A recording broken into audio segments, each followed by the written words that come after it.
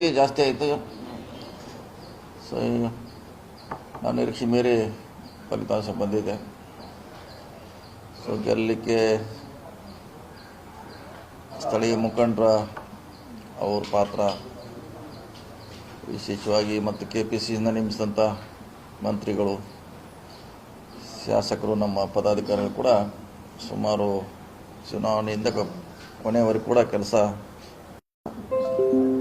Development ಇರ್ಬೋದು, ಮೇಟಿ ಅವ್ರ ಮ್ಯಾಗಿದ್ದ ಅಭಿಮಾನಿ ಇರ್ಬೋದು, ಪಾರ್ಟಿ ಬೇಸ್ ವೋಟರ್ ಇದ್ದಾರೆ. ಸೊ ಇವೆಲ್ಲ ಕೂಡಿ ಗೆಲ್ಲಲಿಕ್ಕೆ ಆಗಿದೆ. ಒಂದೇ ಫ್ಯಾಕ್ಟ್ರಿಯಿಂದ ಗೆಲ್ಲಲಿಕ್ಕೆ ಆಗಿದೆ, ಎಲ್ಲ ಆಲ್ ಫ್ಯಾಕ್ಟ್ರಿ ಕೂಡಿ ಗೆಲ್ಲಲಿಕ್ಕೆ ಆಗಿದೆ. ಇಲ್ಲ 100ಕ್ಕೆ 100 ಎಲ್ಲ ಗ್ಯಾರಂಟಿ ಹೇಳಲಿಕ್ಕೆ ಆಗಲ್ಲ. ಓಕೆ, ಅದು ಪಾರ್ಟ್ ಇದೆ, ಅದರಲ್ಲಿ ನೋ ಡೌಟ್.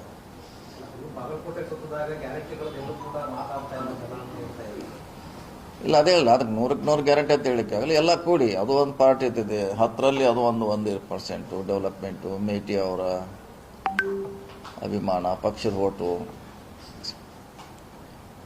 ಡೆವಲಪ್ಮೆಂಟು, ಇವೆಲ್ಲ ಕೂಡಿ ಗೆಲ್ಲಲಿಕ್ಕೆ ಒಂದೇ ಆದರೆ ಒಂದರಿಂದ ನಾವು ಯಾವುದೇ ಗೆಲ್ಲಲಿಕ್ಕೆ ಆಗೋಲ್ಲ.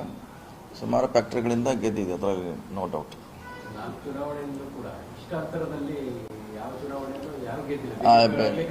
ಯಾರು ಇಷ್ಟು 10,000 ಅಷ್ಟೇ ಮ್ಯಾಕ್ಸಿಮಮ್. ನಮ್ಮ ಓಟುಗಳು BJPಯಲ್ಲಿ ಇರೋದ್ರಿಂದ ಅವನು ವಾಪಸ್ ಪಡೆಯುವಲ್ಲಿ ಯಶಸ್ವಿ ಆಗಿದ್ವಿ. ನಾವೇನು 5 ಓಟ್ ಹತ್ತೀವಿ, SC/ST ಓಟ್ ಹತ್ತಿಲ್ಲ, ಅವರೆಲ್ಲ BJPಯಲ್ಲೇ ಇದ್ರು. ಅವನು ವಾಪಸ್ ತರುವಂಥ ಪ್ರಯತ್ನ ಮಾಡಿದ್ವಿ, ಅದರಲ್ಲಿ ಸಕ್ಸಸ್ ಆಗಿದ್ದೀವಿ. ಸೊ ಅಂತರ ಆಗಲಿಕ್ಕೆ ಇದು ಕೂಡ ಭಾಳ ಮುಖ್ಯ ಕಾರಣ.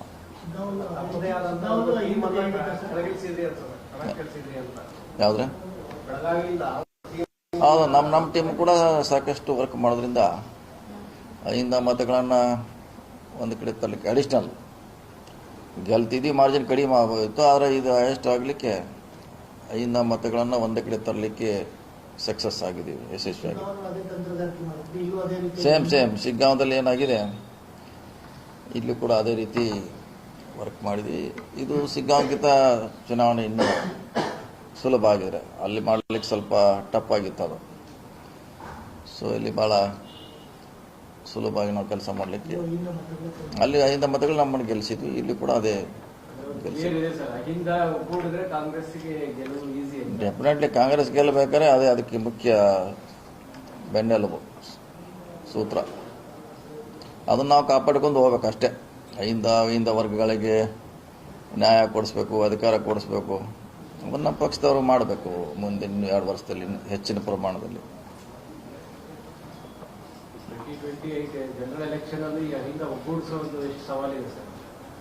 ಅದೇ ನಮಗೆ ಚಾಲೆಂಜ್. ಈಗ 2 ವರ್ಷದಲ್ಲಿ ಅವಕಾಶ ಇದೆ. ಒಳ್ಳೆ ಕೆಲಸ ಮಾಡಿ ಅವ್ನು ಒಗ್ಗೂಡಿಸಿದ್ರೆ ಮತ್ತೆ ನಾವು ಅಧಿಕಾರದಲ್ಲಿ ಬರ್ತೀವಿ.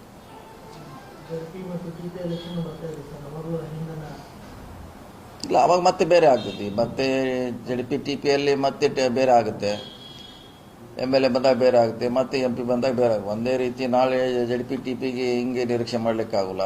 ಯಾಕಂದ್ರೆ ಅಲ್ಲಿ ಲೋಕಲ್ ಫೈಟ್ ಅದು. ನಮ್ಮ ಓಟ್ ಆ ಕಡೆ ಹೋಗ್ತಾವೆ, ಅವ್ರ ಓಟ್ ಈ ಕಡೆ ಬರ್ತಾವೆ. 100% MLA ಅದಕ್ಕೂ ಮಾಡಲಿಕ್ಕಾಗಲ್ಲ. MLAಗೆ ಮಾತ್ರ 5 ಫ್ಯಾಕ್ಟ್ರಿ ಮಾಡಲಿಕ್ಕೆ ಅವಕಾಶ ಇದೆ. ಅದು JDP TPಯಲ್ಲಿ ಮಾಡಲಿಕ್ಕೆ ಆಗೋಲ್ಲ. ಯಾಕಂದ್ರೆ ಅವನು 5ನೇ ಇರ್ತಾನೆ, ಅಪೋಸಿಟ್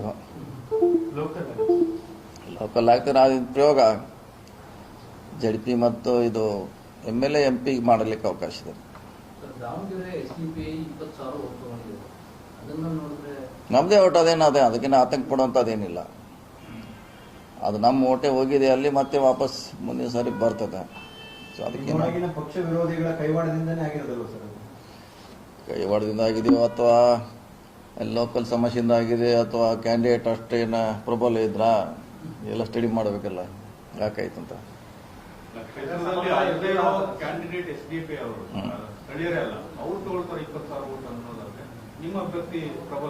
ಅಲ್ಲ, ಹಂಗೇನಾಗೋಲ್ಲ. ಅದು ಒಂದು ಲೋಕಲ್ ಕ್ಲಾಶ್ ಬಂದಾಗ ಅದು ಲೋಕಲ್ ಒಳಗಿನವ್ರ ಪ್ರಶ್ನೆ ಬರೋಲ್ಲ. ಅದು ಒಳಗವರೆಗೂ ಪ್ರಶ್ನೆ ಬರೋದಿಲ್ಲ. ಅದು ಲೋಕಲ್ ಆಂತರಿಕಲ್ಲ ಬಂದಾಗ ಅದೆಲ್ಲ ಆಗ್ತದೆ. ಹಂಗಾಗಿದೆ.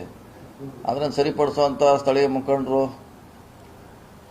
ಅವ್ರ ಮ್ಯಾಗೆ ಸಂಬಂಧಪಟ್ಟದ್ದು, ಅದು ಪಾರ್ಟಿಗೆ ಸಂಬಂಧ ಅಲ್ಲ. ಅವರು ಸ್ಥಳೀಯ ಸಮಸ್ಯೆಗಳನ್ನು 2 ವರ್ಷಗಳಲ್ಲಿ ಸರಿ ಮಾಡ್ಕೊಳ್ಳಿಕ್ಕೆ ಅವಕಾಶ ಇದೆ, ಮಾಡ್ಕೋಬೇಕಷ್ಟೇ. ಅದು ಒಂದು ಎಲೆಕ್ಷನ್ ಹಿಂದೆ ಮುಸ್ಲಿಮರದು ಒಂದು ಅಂದ್ರೆ ಅವರ ಶಕ್ತಿಯನ್ನು ಅನ್ನೋದು ತೋರಿಸಿದ್ದಾರೆ ದಾವಣಗೆರೆಯಲ್ಲಿ. ನಮ್ಮನ್ನು ಕಡೆಗಣಿಸಿದ್ರೆ ಅದು ನಮ್ಮನ್ನು ಇಗ್ನೋರ್ ಮಾಡಿದ್ರೆ ಏನಾಗುತ್ತೆ ಏನೋ ಅಂತ. ಈ ಜನರಲ್ ಎಲೆಕ್ಷನ್ ಅಂತ ಬಂದಾಗ ಈ ಮುಸ್ಲಿಂ ಕಮ್ಯುನಿಟಿನ ಒಗ್ಗೂಡಿಸೋದು ಹೆಂಗೆ ಸರ್?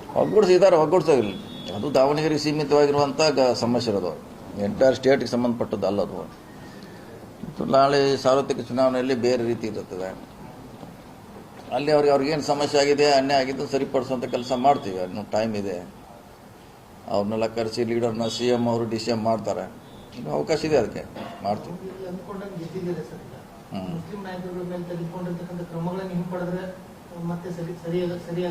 ಅದು ಮಾಡ್ತಾರೆ. CM DCM ಅವರು ಇದ್ದಾರೆ, ಅವ್ರು ಅದನ್ನು ಅವ್ರ ಗಮನಕ್ಕೆ ಕೂಡ ತಂದಿದ್ದೀವಿ. ಸರಿಯಾದ ರೀತಿಯಲ್ಲಿ ಅವ್ರನ್ನ ಆ್ಯಕ್ಟ್ ಮಾಡ್ತಾರೆ. ವೇಟ್ ಮಾಡೋದು ಏನು ಆ ಥರ ಮಾಡುವಂಥದ್ದು ಏನಿಲ್ಲ. ಕಣ್ಣಿಗೆ ಕಾಣ್ತದಲ್ಲ, ಕಿವಿ ಕೇಳಿದೆ ಕಣ್ಣಿಗೆ ಕಾಣ್ತದೆ. ಏನೋ ಪರಾಮರ್ಶೆ ಮಾಡೋದು ನಮ್ಮ ಗೊಂದಲದಿಂದ ಅದು ಓಟ್ ಹೋಗಿದೆ ಅಷ್ಟೇ. ಅದೇನಾದ ಏನೋ ಸ್ಟಡಿ ಮಾಡಿರ್ತಾರೆ, ಎಲ್ಲ ಓಪನ್ ಟಾಕ್ಸ್ ಇದೆ. ಅದು ಯಾಕೆ ನಮ್ಮ ಓಟಲ್ಲಿ ಹೋಯ್ತು, ಏನು ಸಮಸ್ಯೆ ಆಗಿದೆ ಅಂತ ಎಲ್ಲರಿಗೂ ಗೊತ್ತಾಯಿದೆ. ಸೊ ಅದನ್ನು ಸರಿಪಡಿಸೋಂಥ ಕೆಲಸ ಮಾಡೋಣ. ಅದೇನಂತ ಆತಂಕ ಪಡುವಂಥದ್ದು ಏನು ಅವಶ್ಯಕತೆ ಇಲ್ಲ ದಾವಣಗೆರೆ ಬಗ್ಗೆ.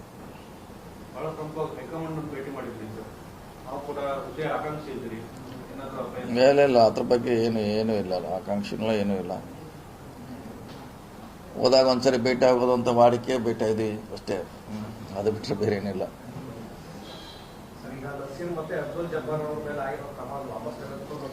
ಇದೇ ಹೇಳೋದು, ಅದು CM DC ಅವ್ರ ಬಗ್ಗೆ ಕ್ರಮ ವಹಿಸ್ತಾರೆ.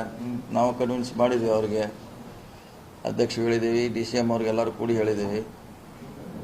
ಬಟ್ ಈಗ ಸುಲಭನ ಸರ್, 20,000 ವೋಟರ್ ಹೋಗಿದೆ, ಅಲ್ಲಿ ಸಪೋರ್ಟಿವ್ ಆಗಿತ್ತು ಅನ್ನುವಂಥ ಅಲಿಗೇಷನ್ಸ್ ಇದೆ, ಆಡಿಯೋ ಇದೆ, ಆರೋಪ ಇದೆ. ಇದೆಲ್ಲದ ಮಧ್ಯೆ ಸುಲಭನ ಸರ್? ಆಗಿದ್ರಲ್ಲ, ಹಿಂದೂ ಭಾಳಷ್ಟು ಜನ ಮಾಡ್ಯಾರ, ಪಕ್ಷದಾಗ ಅದಾರ ಇನ್ನೂ ಅವರು. ಹಿಂದೆ ಕೂಡ ಸಾಕಷ್ಟು ಜನ ವಿರೋಧ ಮಾಡಿದ್ರು ಕೂಡ ಪಕ್ಷ ಅವರಿಗೆ ಮತ್ತೆ ಅವಕಾಶ ಕೊಟ್ಟಿದ್ದಿಲ್ಲ. ಇದು ಆ ರೀತಿ ನೋಡಂತ ಹೇಳ್ತೀವಿ ಅಷ್ಟೇ ರೀ. ಸಾಕಷ್ಟು ಜನ ವಿರೋಧ ಮಾಡಿದ್ರು, ಅವ್ರ ಮ್ಯಾಗ ಆ್ಯಕ್ಷನ್ ತೊಗೊಳಕ್ಕಾಗಿಲ್ಲ. ಒಂದು ಸಾರಿ ಮಾಡಿರ್ತಾರೆ ತಪ್ಪು, ಮತ್ತೊಂದು ಸಾರಿ ಅವಕಾಶ ಕೊಡುವಂಥ ಫಾರ್ಮುಲಾ ಇದೆಲ್ಲ. ಇಲ್ಲಿ ಆ ಫಾರ್ಮುಲಾ ಅಡಾಪ್ಟ್ ಮಾಡೋಣ. ಆಲ್ರೆಡಿ ಹೇಳಿದಲ್ಲ, ಈಗಾಗಲೇ ಹೇಳಿದ್ರಲ್ಲ. ಈಗಾಗಲೇ ಅಧ್ಯಕ್ಷಕ್ಕೆ ಹೇಳಿದ್ದೀವಿ, ಈ ಚುನಾವಣೆ ಆಗಲಿ ಅಂತ ಹೇಳಿದ್ದಾರೆ. ಮತ್ತೆ ರಿಮೈಂಡರ್ ಮಾಡ್ತೀವಿ ಅವ್ರಿಗೆ. ಪಂಚರಾಜ್ಯ ಫಲಿತಾಂಶ ಮುಗಿತು ಸರ್. ನಮ್ಮ ಕರ್ನಾಟಕ CM ಕೃತಿ ಫಲಿತಾಂಶ ಯಾವಾಗ?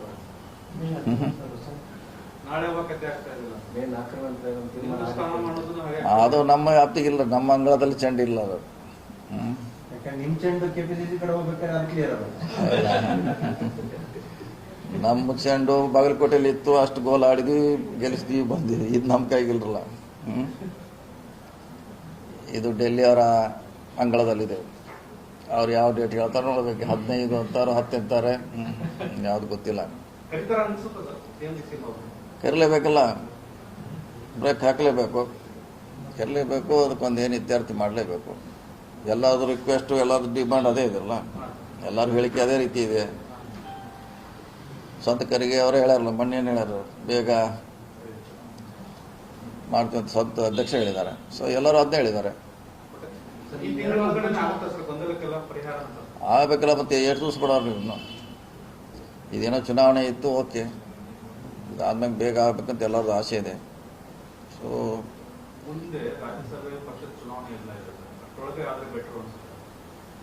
ಆಗ್ಬೇಕು, ಯಾವಾಗ ಆಗಲೇಬೇಕು, ಬೇಗ ಆಗ್ಬೇಕು. ಇನ್ನು 1 ತಿಂಗಳು ಆಗೋದು, 1 ತಿಂಗಳು ಯಾಕೆ ವೇಟ್ ಮಾಡಬೇಕು, ಇವತ್ತು ಮುಗಿಸ್ಬೇಕು. ಬೇರೆ ಕೆಲಸ ಮಾಡಲಿಕ್ಕೆ ಅನುಕೂಲ ಆಗುತ್ತೆ ಅಷ್ಟೇ.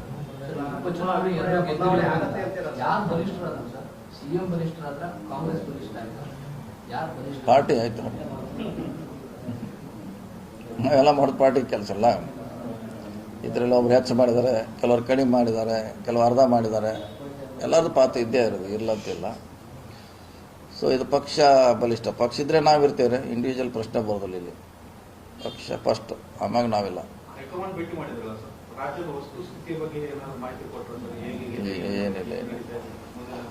ಏನಿಲ್ಲ, ಜಸ್ಟ್ ಭೇಟಿ ಅದು ಅಷ್ಟೇ. ಭೇಟಿಯಾಗಿ ಮಾತಾಡ್ಕೊಂಡು ಬಂದೆ ಅಷ್ಟೇ. ಇದನ್ನ ಹೇಳಿದ್ರೆ ಬೇಗ ಇತ್ಯರ್ಥ ಮಾಡಿ ಅಂತ ತಿಳಿ ಮಾಡಬೇಕಲ್ಲ. ಗೊಂದಲ ಇದೆ ತಿಳಿ ಮಾಡ್ಬೇಕಂತ ಹೇಳಿದ್ವಿ. ಪ್ರತಿ ಸಾರಿ ಹೋದಾಗ ಹೇಳಿದ್ವಿ, ಹೊಸದೇನಲ್ಲ. ಖರ್ಗೆ ಅವ್ರು ಇತ್ಯರ್ಥ ಮಾಡ್ತೀವಿ ಅಂತ ಅಂತಿದ್ದಾರೆ ಸರ್. ಖರ್ಗೆ ಅವರೇ ಬಂದ್ಬಿಡಿ ಅಂತ ಕೆಲವರು ನಿಮ್ಮವರ ಹೇಳ್ತಿದ್ದಾರೆ. ಖರ್ಗೆ ಅವ್ರು ಅವ್ರು ಬಂದ್ರೆ ಏನೂ ಆಗಲ್ಲ, ಖರ್ಗೆ ಅವರಿಗೆ ಆಹ್ವಾನ ಕೊಡ್ತಾ ಇದ್ದಾರೆ ಸರ್. ನೋಡಿ, ನಾವೇನು ಕೊಟ್ಟರು ಅದು ನಮ್ಮ ಸಲಹೆ ಅಷ್ಟೇ. ಫೈನಲ್ ಆಗಿ ಡಿಸಿಷನ್ ತೊಗೊಳಾರ ಯಾರು? ಹೈಕಮಾಂಡು. ನಾವೊಂದು ಹೆಸರು ಹೇಳ್ತೀವಿ, ಇನ್ನೊಬ್ರು ಇನ್ನೊಂದು ಹೆಸರು ಹೇಳ್ತಾರೆ, ಮತ್ತೊಬ್ರು ಹೇಳ್ತಾರೆ. ಅಂತಿಮವಾಗಿ ಹೈಕಮಾಂಡ್ ಡಿಸಿಷನ್ ಅಷ್ಟೇ. ನಮ್ಮ ಅಭಿಪ್ರಾಯ ಹೇಳಲಿಕ್ಕೆ ನಮ್ಮ ಪಕ್ಷದಲ್ಲಿ ಅವಕಾಶ ಇದೆ, ಮುಕ್ತಿದೆ, ಹೇಳ್ತೀವಿ ಅಷ್ಟೇ. ಅಂತಿಮವಾಗಿ ಅವರೇ ಡಿಸಿಷನ್ ತಗೋಬೇಕು ಏನಂತ.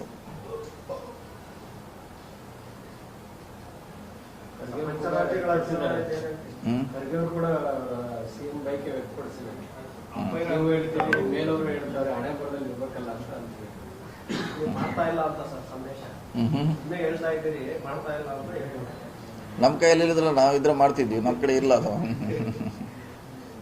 ನಮ್ಮ ಕಡೆ ಇದ್ರೆ ಎಲ್ಲರೂ ಡಿಸಿಷನ್ ತೊಗೊಳ್ತೀವಿ, ಇಲ್ಲ ಅದು ಇರೋದು ಹೈಕಮಾಂಡ್ನಲ್ಲಿ ಡಿಸಿಷನ್ ತೊಗೊಳೋದು. ನಮ್ಮಲ್ಲಿ ಏನಿಲ್ಲ. ನಮ್ಮ ಅಭಿಪ್ರಾಯ ಹೇಳ್ಬೋದು, ಸ್ವತಂತ್ರ ಇದು ಹೇಳ್ತೀವಿ. ಅದನ್ನು ಬಿಟ್ಟರೆ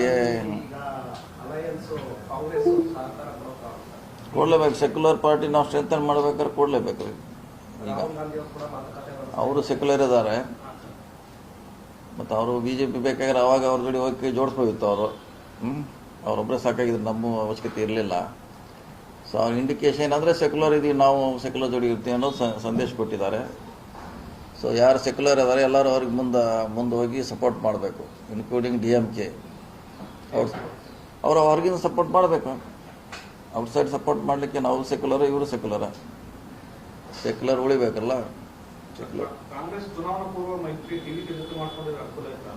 ಅದ್ರ ಬಗ್ಗೆ ಗೊತ್ತಿಲ್ಲ ನನಗೆ, ಐಡಿಯಾ ಇಲ್ಲ ಅದ್ರ ಬಗ್ಗೆ. ಇಲ್ಲ, ಅದ್ರ ಬಗ್ಗೆ ನನಗೆ ಐಡಿಯಾ ಇಲ್ಲ. ಆಯ್ತು, ಈಗ ಚುನಾವಣೆ ಆಗಿ ಹೋಗಿದೆ. ಸೆಕ್ಯುಲರ್ ಇದ್ದಾರೆಲ್ಲ ಅವ್ರಿಗೆ ಈಗ ಸಪೋರ್ಟ್ ಮಾಡಬೇಕು. ಈಗ TVK ಕೇರಳದಲ್ಲಿ ವೇಣುಗೋಪಾಲ್ ಅವರು ಸಿಎಂ ಆಗ್ತಾರೆ ಅಂತ ಸತೀಶ್ ಅವರು ಆಗ್ತಾರ, ವೇಣುಗೋಪಾಲ್ ಅವರು ಆಗ್ತಾರ, ಚಂದಿತನ ಆಗ್ತಾರ? ಚರ್ಚೆ ಮಾಡ್ಬೇಕು. ಅವ್ರ ಅಭಿಪ್ರಾಯ ಯಾರಿಗಿದೆ, ಶಾಸಕರು ಅವ್ರ ಅಭಿಪ್ರಾಯ ಸಂಗ್ರಹ ಮಾಡ್ತಾರ. ಯಾರಿಗೆ ಮಾಡಬೇಕು ಅನ್ನೋದು MLAಗಳು ಫಸ್ಟ್ ಮೊದಲನೇ ಆಯ್ಕೆರೆ, ನಂತರ ಹೈಕಮಾಂಡ್ ಡಿಸಿಷನ್ ತೊಗೊಳ್ತಾರೆ.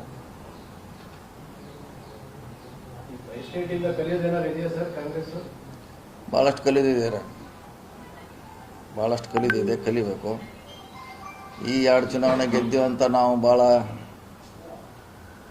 ಆಕಾಶ ಸತ್ತ ನುಗ್ಗದ ಅವಶ್ಯಕತೆ ಇಲ್ಲ. ಈ ಚುನಾವಣೆ ಬೇರೆ, ನಾಳೆ 28 ಚುನಾವಣೆ ಬೇರೆ. ಅದಕ್ಕೂ ಸಂಬಂಧ ಇಲ್ಲ. ಭಾಳಷ್ಟು ಕೆಲಸ ಮಾಡೋದು ಅವಶ್ಯಕತೆ ಇದೆ. ಪಾರ್ಟಿ ಅವರು, CM ಅವರು, DCM ಅವರು, MLAಗಳು, ಮಂತ್ರಿಗಳು, ಇದನ್ನು ನಾವು ನಂಬ್ಕೊಂಡು ಆ ಚುನಾವಣೆ ಮಾಡಲಿಕ್ಕಾಗಲ್ಲ. ಅದು ಭಾಳ ಟಫಾಗಿರ್ತದೆ. ಅದಕ್ಕೆಲ್ಲ ನಾವು ಪೂರ್ವ ಸಿದ್ಧತೆ ಮಾಡ್ಕೋಬೇಕು.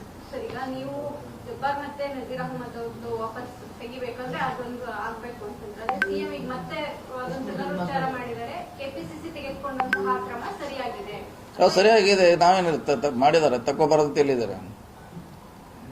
ಈಗ ಸಸ್ಪೆಂಡ್ ಹಿಂದೂ ಮಾಡಿದಾರೆ, ಭಾಳಷ್ಟು ಮಂದಿಗೆ ವಾಪಸ್ ತೊಗೊಂಡಾರೆ. ನಾವು ಹೇಳಿದ್ದೀಗ ಮಾಡಿದ್ದಾರೆ, ಈಗ ಓಕೆ. ಮತ್ತೆ ಅವ್ರಿಗೆ ಅವಕಾಶ ಕೊಡೋದು ಹೇಳೋದು ಅಷ್ಟೇ ನಮ್ಮ ಇದ್ದಂತೆ. ಈಗಾಗಲೇ ಆಕ್ಷನ್ ತೊಗೊಂಡಾರೆ, ಸಸ್ಪೆಂಡ್ ಮಾಡಿದ್ದಾರೆ, ಓಕೆ. ಅದೆಲ್ಲ ರಾಜೀನಾಮೆ ಕೊಟ್ಟಿದ್ದಾರೆ, ಓಕೆ. ಈಗ ಮತ್ತೆ ಅವ್ರಿಗೆ ಪಕ್ಷದಲ್ಲಿ ಕೆಲಸ ಮಾಡಲಿಕ್ಕೆ ಅವಕಾಶ ಕೊಡಬೇಕು ಅನ್ನೋದು ಅಷ್ಟೇ ನಮ್ಮದು ರಿಕ್ವೆಸ್ಟ್. ಪಕ್ಷದಲ್ಲಿ ತೊಗೋಬೇಕು, ಅವ್ರಿಗೆ ಮತ್ತೆ ಕೆಲಸ ಮಾಡಲಿಕ್ಕೆ ಅವಕಾಶ ಕೊಡಬೇಕು ಅಷ್ಟೇ. ಪಕ್ಷದಲ್ಲಿ ಕೆಲಸ ಮಾಡಲಿಕ್ಕೆ ಅವಕಾಶ ಕೊಡಬೇಕು. ಆ ಸಮುದಾಯ ಕಾಂಗ್ರೆಸ್ ಬಿಟ್ಟರೆ ಬೇರೆ ಎಲ್ಲಿ ಹೋಗುವಂಥ ಆಪ್ಷನ್ ಇರಲಿಲ್ಲ ಅವ್ರಿಗೆ. ಪಾಪ ಏನು ಮಾಡಬೇಕು, ಅವರು ಬಳಸ್ಕೋಬೇಕು ಅಷ್ಟೇ ಅವ್ರಿಗೆ.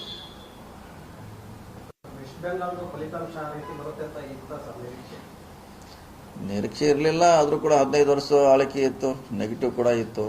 ಅದು ಅವರ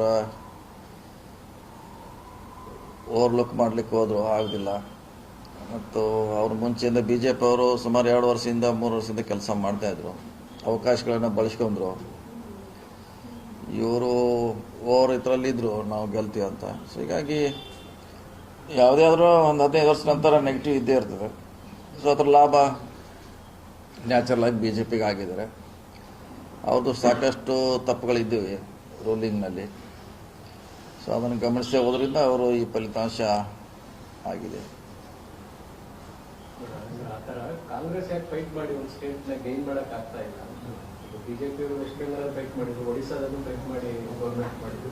ಕಾಂಗ್ರೆಸ್ ಹಂಗೆ ಇಂಡಿವಿಜುವಲ್ ಫೈಟ್ ಮಾಡಕ್ ಯಾಕೆ ಆಗ್ತಾ ಇಲ್ಲ ಅಂತ ಮಾಡ್ಬೇಕು, ಅದೇ ಮಾಡ್ಬೇಕು, ನಾವು ಅದನ್ನೇ ಮಾಡಬೇಕು.